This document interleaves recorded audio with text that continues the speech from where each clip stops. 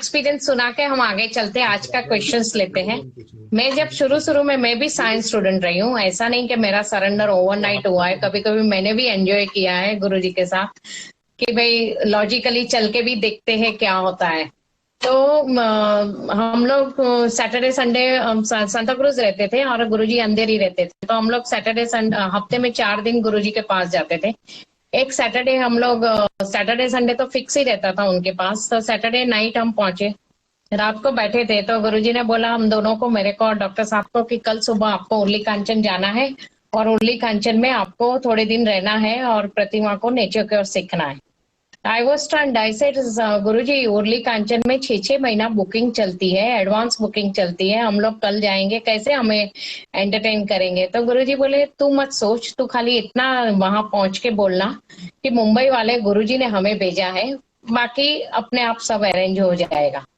तो हम लोग फिर वहां से पूना गए, पूना से टैक्सी करके उर्ली कांचन पहुंचे। उर्ली कांचन पहुंच के हम, doctor Mrs Arya was the incharge that time, हम उनके पास गए और हमने बोला कि हम मुंबई से आए हैं और हमें थोड़े दिन उर्ली कांचन में रहना है। तो बोले ये उर्ली कांचन में तो जगह नहीं है, एवरीथिंग इज एडवांस बुकिंग, तो यहाँ चलती है, महीनों की एडवांस बुकिंग चलती है, आपको कैसे जगह मिलेगी? तो हम दोनों बाहर निकले और बात करते करते निकले कि हमने तो पहले ही कहा था नहीं मिलते। थोड़े रास्ते आगे गए, अचानक मुझे गुरुजी के शब्द याद आए। मैंने कहा डॉक्टर साहब अभी हमने हमारी तरह से प्रेजेंट किया, अभी हम गुरु शब्द का उपयोग करते हैं कि मुंबई से गुरुजी ने हमें भेजा है, लेट्स गो बैक। तो हम वापस उनकी केबिन में एंटर हुए तो वो देख के, ये पर्सनल एक्सपीरियंस सुना रही हो, और ये एक्सपीरियंस है मेरा 91 में पहुंची थी तो 92 का एक्सपीरियंस है, 1992 का। तो मिसेस आर्या ने हमें देखा, बोले अरे आप दोनों वापस आ गए, मैंने अभी तो बताया जगह नहीं है। तो मैंने सेम सेंटेंस रिपीट किया कि मुंबई से हमारे गुरुजी ने हमें यहाँ 3 दिन रहने के लिए भेजा है। मेरा सेंटेंस पूरा हुआ, इतने में उसको एक फोन कॉल आता है, भावनगर से कॉल आया कि वो एक परिवार आने वाला था, उन्होंने एक कॉटेज बुक की थी। तो बोले हमारे घर पे अर्जेंट गेस्ट आ गए तो हमारा बुकिंग 3 दिन के लिए प्लीज पोस्टपोन कीजिए। She put down the receiver, looked at us, बोले 3 दिन के लिए एक कॉटेज में आपको दे सकती हूँ। हमें कहा थैंक यू वेरी मच। हम दोनों हंसते हुए बाहर निकले कि हमने हमारी ओर से ट्राई की तो we didn't get the space, but when we uttered the same words with what Guruji said, and when Guru power came in that, if with the agya of Guruji we are doing this, our work was done. उसके बाद तो बहुत सारे experiences हुए। मेरे experiences सुनाने के लिए तो शायद कुछ घंटे देने पड़ेंगे, पर मेरी लाइफ के प्रैक्टिकल अनुभव ऐसे लिए और मैंने मजे भी लिए कि एक और लॉजिकली चली के प्रतिमा चल रही है, एक और गुरु आज्ञा चल रही है। मैं दोनों को एक विटनेस होते हुए मैंने देखा, एक पिक्चर की तरह कि कैसे काम हो रहा है। एक दूसरा एग्जाम्पल, जब उन्होंने मेरे को पीएचडी करने को बोला फिलोसॉफी में, मैं 4 साल टालती रही। मैं बोलती थी कि मैं यहाँ आध्यात्मिक साधना के लिए आई हूँ, मुझे कोई डिग्री विग्री नहीं चाहिए। तो वो लगे रहते थे नहीं तेरे को पीएचडी करना है करना है। एक दिन मुझे आज्ञा हुई कि जब तक आप पीएचडी में एडमिशन नहीं लोगे गुरुजी आपको मिलेंगे नहीं। मैं सब फिर भागी बॉम्बे यूनिवर्सिटी। मुझे मालूम पड़ा कि फिलोसॉफी डिपार्टमेंट कलीना में है। मैं सांता क्रूज ईस्ट वाकोला में रहती थी, तो मैं वाकोला से कलीना गई और वहां के फिलोसॉफी हेड थे डॉक्टर शुभदा देसाई, उनको मिली और मैंने कहा कि मुझे पीएचडी करना है। I did not use guru word, I said I want to do PhD in philosophy. तो she asked me what is your basic qualification, I said I am MSc organic.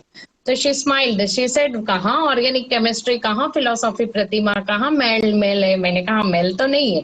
बोले साइंस वाले 1+1 2 को मानते हैं, फिलोसॉफी में पूरा लॉजिक चलता है, कहाँ मेल खाएगा? बोले I am sorry, I will not accept you as my student. तो आई सेड मैडम आप नहीं एक्सेप्ट कर रहे हो तो और कोई मेरे को गाइड मिले। बोले I don't think you will find any guide in Bombay university. तो मैं तो अंदर से बहुत खुश थी, बिकॉज मेरी तो इच्छा नहीं थी। तो मैं वापस घर आई, मैंने गुरुजी को फोन लगाया कि मुझे कोई गाइड नहीं मिल रही है। She rejected me. Guruji said put down the receiver, go back, your guide is waiting there. तो आई वाज स्टन्ड। मैंने रिसीवर रख के फिर से रिक्शा पकड़ी, फिर से कलीना गई तो शुभदा जोशी, प्रोफेसर गीता मेहता करके, वो एमडी कॉलेज की head of the philosophy department, उससे बात कर रही थी कि अभी प्रतिमा जोशी करके स्टूडेंट आई थी, उसको पीएचडी फिलोसॉफी में करना है। तो गीता मेहता ने बोला आपने उसको मना क्यों किया, उसका नाम नंबर ले लेते, मैं एक्सेप्ट करने को तैयार हूँ। When I reach there she said here she is. तो शुभदा जोशी हंसी, बोले आपकी गाइड तैयार है।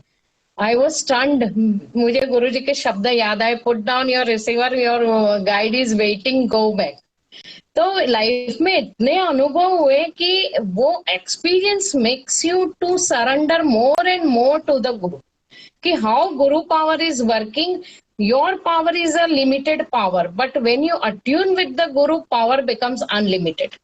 Because you are attuned with him, then that power works through you, not you are working. Then my life became full of experiences only, and that gave me more and more conviction to walk on this path with enjoyable experiences of life.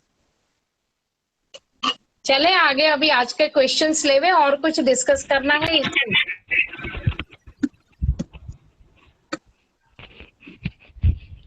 मैं एक बात बताती हूँ। जैसे मैंने बताया कि गुरु माँ हमारी फ्रेंड थी और गुरुजी से मिलाया, तो वो मेरा फेथ था इनके ऊपर, इनकी और डॉक्टर साहब के इंटेलिजेंस पर। और फिर उसके बाद हर बार मैं जब भी जाती थी, मैंने देखा है कि बहुत लोग नहीं मिल पाते थे, पर मुझे हमेशा गुरुजी मिलते थे। तो मैंने एक बार पूछा, गुरुजी ऐसे कैसे? तो और मैं तो जैसे सचिन जी ने पहले बोला था कि अपने स्वार्थ के लिए गुरु के पास जाते, तो I was also going like that, but I was following him blindly because of Pratima ji. Okay.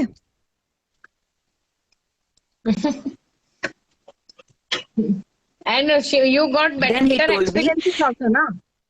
Wherever you surrender. ये जो मेरी कई बार लोग अपने फायदे के लिए, स्वार्थ के लिए या अपनी तकलीफों के कारण जब गुरु के पास आते हैं, तो वो एक निमित्त कारण भी होता है।